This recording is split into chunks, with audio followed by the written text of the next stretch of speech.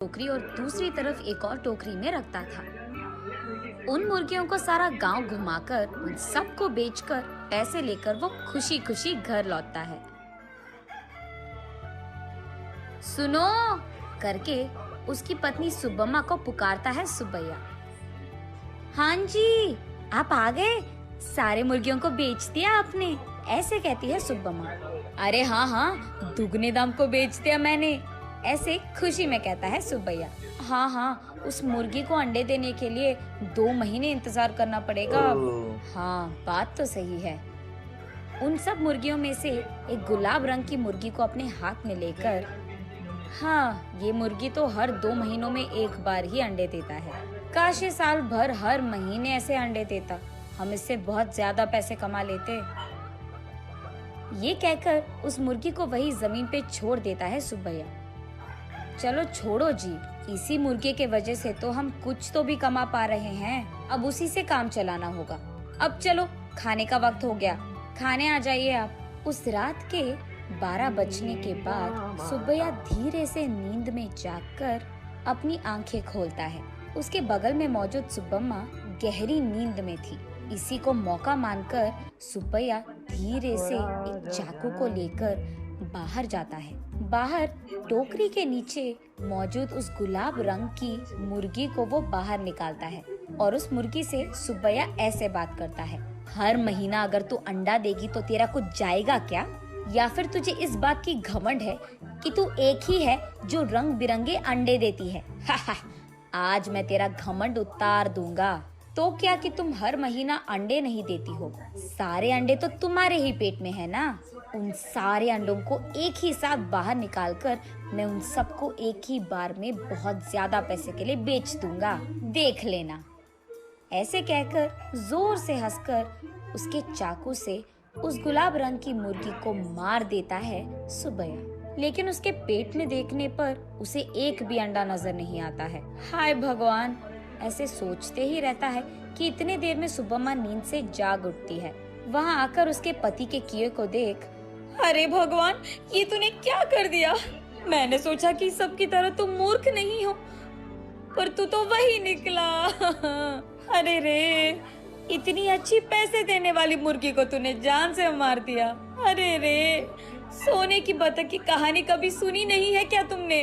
हाय भगवान, ये मेरे पति ने क्या कर दिया? तुझे लालची बनने की क्या जरूरत थी? ऐसे वो रोती रहती है कि इतने में ए सुनो, क्या कर रही है तू? सुब्बम्मा, सुब्बम्मा उठो, क्या हो गया तुझे?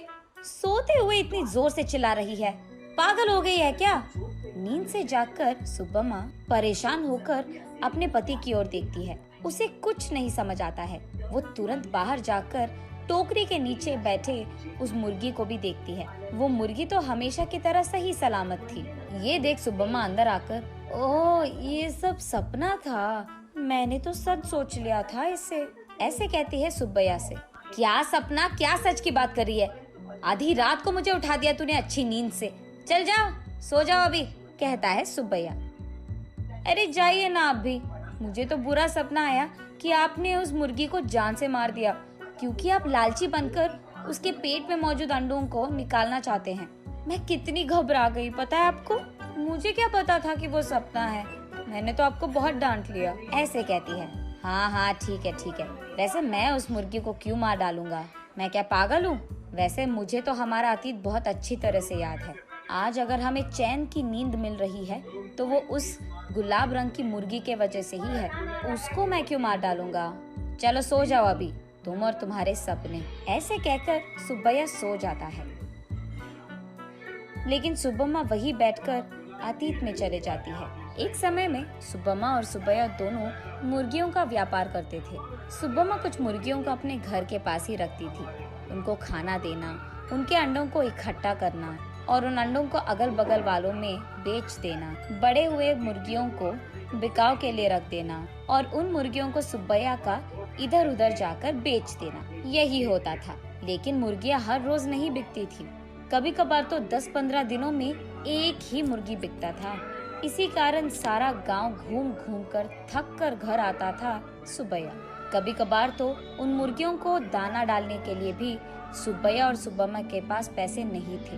तब एक दिन सारा दिन घूमकर थके हारे सुब्बैया उसके घर लौटता है। घर आकर वो बरामदे में बैठता है और उसके बगल में सुब्बम्मा खड़ी रहती है। क्या आज भी एक भी मुर्गी नहीं बिकी? वो ऐसे पूछ ही रही थी कि वहाँ एक साधु आता है। माता, खाने के लिए कुछ दे दो, ऐसे पूछता है। थका हुआ सुब्बैया, ए साधु, हमारे पास ही खाने के लिए कुछ नहीं है, अब तुम्हें क्या दे? अगर चाहिए तुम्हें तो हमारे पास बहुत सारे मुर्गियां हैं, एक लेकर जाओ, ऐसे कहता है। तब साधु छोटा सा हंसी एक देकर, मुर्गी का मैं क्या करूँगा बेटा, मैं मांस नहीं खाता हूँ, मेरे पास ही एक मुर्गी है, इसको तुम ही पालो, ये लो।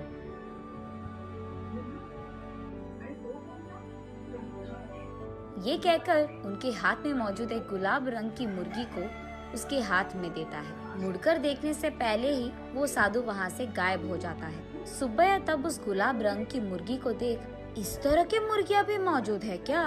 अगर इसी रंग के मुर्गियाँ हमारे पास होंगे तो हम उन्हें दुगने दाम में बेच पाएंगे, ऐसे कहता है सुब्बम्मा को देखते हुए। हाँ चलो ठीक है, अब हमें इस प्रकार के मुर्गी कहाँ मिलेगा? वो साधु मांसाहारी नहीं था इसीलिए दिया उसने, वरना इस रंग की मुर्गी हमारे पास कहाँ से आता? ये कहकर उस मुर्गी को वही एक टोकरी में डालकर वहाँ से चले जाते हैं। अगले दिन देखने पर वो मुर्गी अंडे देता है। ये देख वो दोनों उन सारे अंडों को एक जगह इकट्ठा करके रखते हैं। कुछ दिन बाद उन अंडों से बाहर आए मुर्गियों को देख सुब्बम्मा आश्चर्यचकित हो जाती है। अरे सुनो, इधर आइए आप, सुनते हो? अरे कहाँ हो आप? इधर आइए जल्दी, ऐसे वो अपने पति को पुकारती रहती है। अरे क्या हो गया? ऐसे चिल्ला रही है जैसे कोई मर गया, क्या हो गया? उसके ऐसे कहने पर सुब्बम्मा उसे रंग बिरंगी अंडों को दिखाकर ऐसे कहती है, अरे देखिए ना, उस साधु ने जो मुर्गी हमको दिया है उसके अंडों से रंग बिरंगी मुर्गियाँ आई है। ये कहकर सुब्बम्मा उन मुर्गियों को सुब्बैया को दिखाती है। चलो अच्छा ही हुआ, भगवान की कृपा हो या साधु की, हमारे लिए तो ये भला ही है। चलो हमारी मुश्किलें तो खत्म हो गई। आज ही मैं इन सारे मुर्गियों को बाजार में दुगने दाम पर बेचकर उन पैसों के साथ घर लौटूंगा। सुब्बैया जो रंग बिरंगे मुर्गियों को लाता है, वहाँ के गांव वाले कभी नहीं देखे थे। इसी कारण गांव वाले सारे बहुत उत्साह से हमें चाहिए तो हमें चाहिए, ऐसे एक दूसरे में बहस करते हुए सुब्बैया के पास जाते हैं।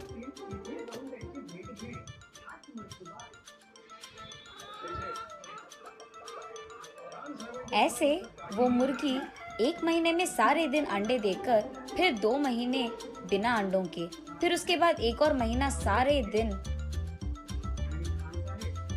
अंडे देते हुए रहती थी। अब उन्हीं महीनों में सुब्बैया भी अंडों को जमा करके उन्हें बाजार में बेचता था। ऐसे ही कुछ ही दिनों में पति पत्नी दोनों कमाए हुए पैसों के कारण चैन की नींद सोने लगते हैं।